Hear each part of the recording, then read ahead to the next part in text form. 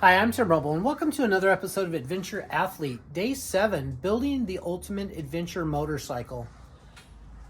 So Day 6 I did not film, but I did finish up installing the Moto's Traction Air Desert ST on my Excel A60 wheels from Built From W. Got these from Rottweiler Performance. The A60 is a super tough wheel, W hubs in orange spoke nipples, and then silver spokes. I paired that with Galfer wave rotors front and rear, as well as a 47 tooth Dirt Tricks rear sprocket. Wanted to do the 47 tooth just for just a little bit of gearing reduction for off-road and just be a little bit more punchy. Doing wheels and tires, the tires you choose for the environment is probably one of the more important things. So this is kind of my 90-10, 80-20 setup with the leaning towards dirt. One thing that I did on my 2021 890 rally is I sold the original wheels and tires on it. And I'm not doing that this time because these I consider they work really well off-road. For a 50-50 tire, this bike handles really well in the dirt as well as on the pavement. Got to figure out a way to get the front ABS off for just kind of some of the stuff that I want to ride, but I'll work on that. Let's talk about motorcycle adventure camping off the motorcycle. I'll start with, I was a motorcycle guide for Admo Tours for, I guess, about 10 years. And we did several tours across the Mojave, up in the Sequoias. But long story short on that, we always had a bag that we handed the van driver. So our job was basically to get back to camp or get to the next location with the client safely and work on bikes and fix flats and stuff like that and lead them across the designated route. On this bike, I want to do adventure camping. So everything that I need to take is going to be with me. Now, I'm not new to backpacking. Basically, all the gear that I basically got out of one of my old backpacks out of the shed. And I thought, well, this would be a good way to transition in on a cheap budget. So I have the giant loop bags. I bought these about 3 years ago, and they sat up on the shelf for a while. This is the Coyote bag, and it's basically a Velcroed closure, but it's a roll sack. And you got two little compartments there, and plus up top here. I've put back on the factory KTM rack, and I did not put the handles on it, and I still need to put a couple shorter screws up in these two top ones to fix it better.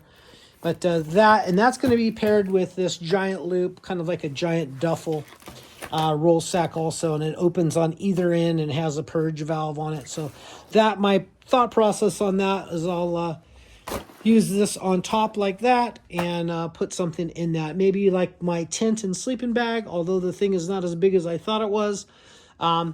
But I'll figure it out from there. So this is basically the setup that came out of my backpack. This little Stanley pot. What I really like about this one is it has the little milliliters and ounces on it. So when you're doing these bag meals, and man, I tell you what, I've eaten probably hundreds of these little Mountain House meals. They're always good. Feels nice to have something warm and nice and hot in your stomach when you're out remote. And I use these as like a survival food. They're good till 2047.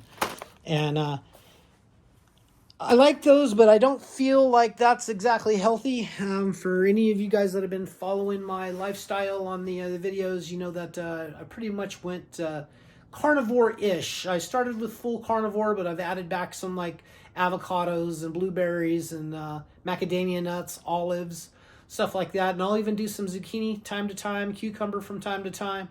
But how that all like kind of goes into this camping is I've become fat adaptive, meaning that with intermittent fasting, I don't eat breakfast, and sometimes I don't even have lunch until 2 or 3 o'clock.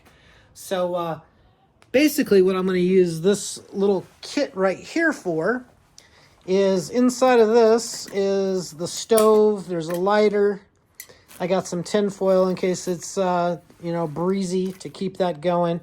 But I got my instant coffee in there, and I'll probably put some butter in there also because I do butter coffee in the morning with some salt. Redmond's real salt or Celtic salt in my coffee. So I'll do that. that being said, I got to figure out a way to basically get some meat. So morning, no big deal. I'll have a cup of coffee and get everything packed up and get back up on the road. And then maybe for lunch, I may stop somewhere and take use out of eating at a restaurant. And then at night, I'll stop by a grocery store, probably pick up a thick ribeye, or some fatty cut of meat, and then avocado or something else to go with that. So I did order off of Amazon a little 8.5 by I think 12 rectangle grill. I'll use that. I'll fab something up while I'm out to make a little fire and then cook that on an open fire on coals. So that's my thought process. Hopefully wood's available. Usually people are pretty good at leaving little chunks behind in their fire pits, so it's kind of easy to scavenge that type of thing and get that going.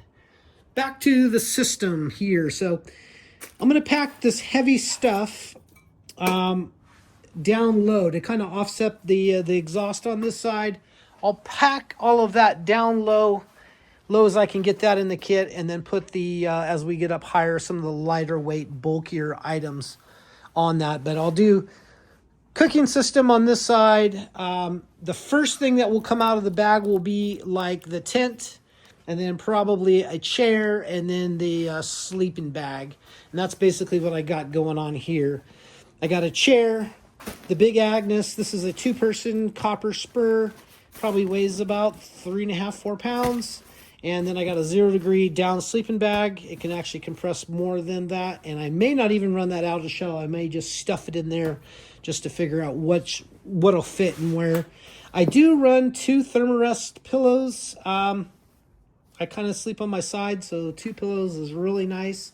I do have a Thermarest ultralight, the thermal, whatever their good one is, sleeping pad, and then their USB charger. But I got these supplied to me years ago. A company sent me out, and we used these when we went to 12 days on the Colorado River. They worked out phenomenal, but it was 120 degrees, and I'm looking for something more of a little bit more R value when I go out. Some of the little things I'm going to take, I got this little credit card knife.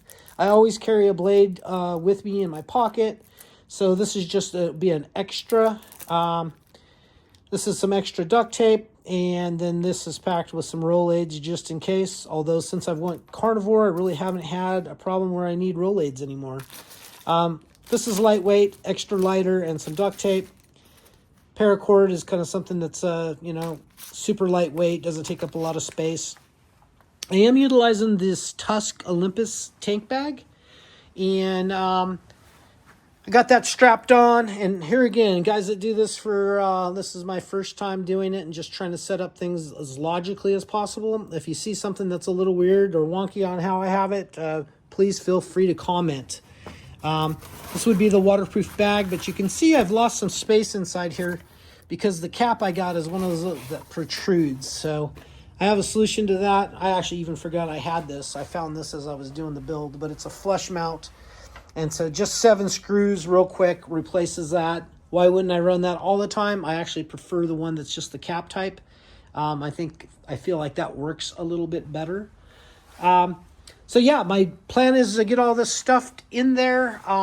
In my personal pack, which is a Camelback mil-spec, I'll be running a pair of merino wool leggings, and then an upper shirt, a wool beanie.